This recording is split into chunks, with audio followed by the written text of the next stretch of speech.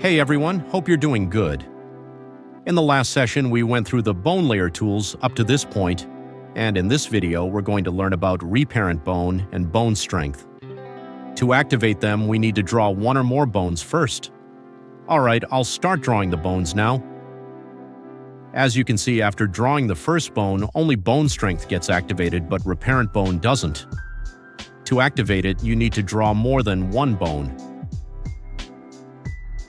Now you can see that reparent bone is also activated. Alright, to fully explain how reparent bone works, I'm going to draw a very simple stick figure using bones.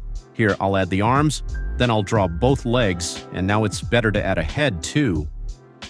Alright, now it kind of looks like a simple stick figure. Before anything else, I'll reduce the bone strength so I can explain reparent bone more clearly. Now if you pay attention, when I move the character's head, the legs move too. Or if I move the arms, the legs move even more. And even if I move the legs, the character's head moves as well.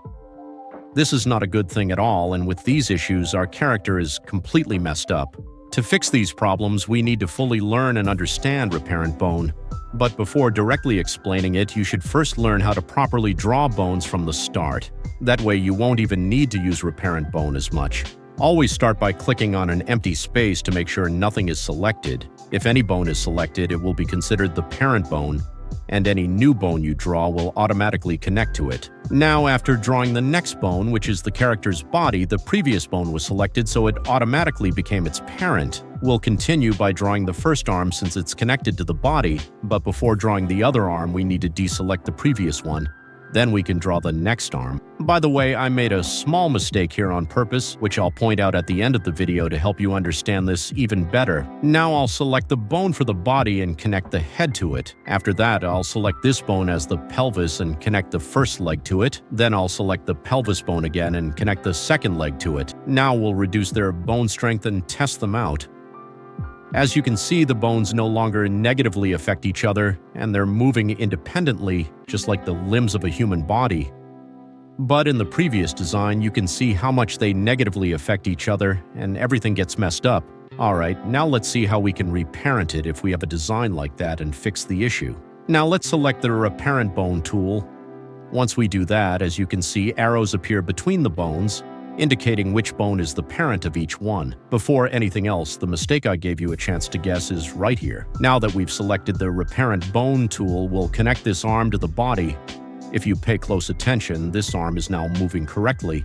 Now we want to fix all these issues for our previous character as well.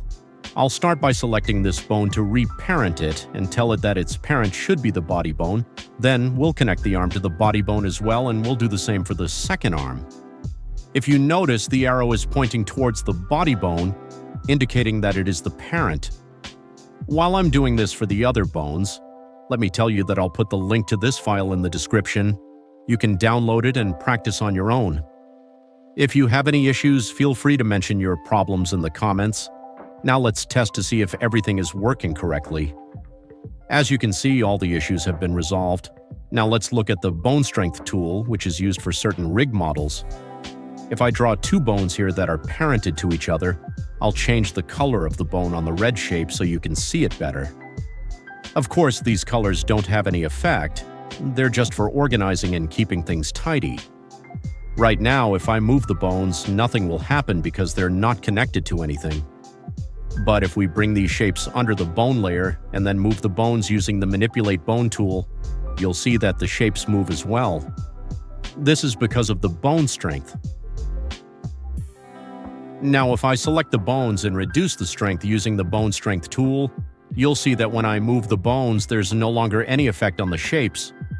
Notice that to decrease the bone strength, you need to drag to the left with the mouse, and to increase it, you drag to the right. I've reduced the strength of one bone and increased the strength of the other a bit. It's that simple to adjust the bone strength to make their influence greater or lesser. I've placed the link to the practice file in the caption, so make sure to practice and fix any issues you encounter.